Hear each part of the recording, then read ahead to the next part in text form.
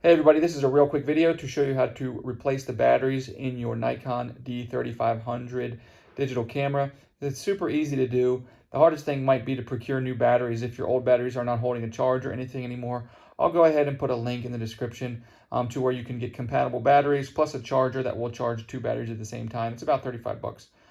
Anyways, so what you do is you take your fresh battery, and then you're going to come in here at the bottom of the camera, and there's this little tab in the battery housing. You're just going to push it this way. It's going to click, and the door is going to flip open.